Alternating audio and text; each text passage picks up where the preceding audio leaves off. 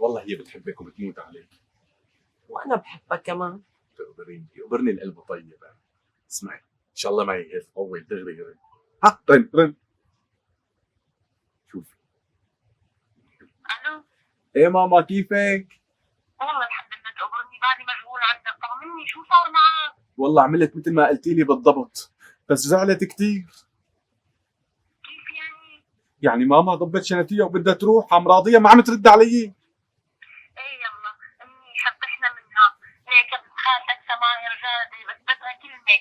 هلا رح حاكي خالتك تقبرني وتباركني، وهذه مرتك هالحرباية تطقطق ظهرها. ماشي يا عمو ماشي. باي. شو سعيد؟ شو؟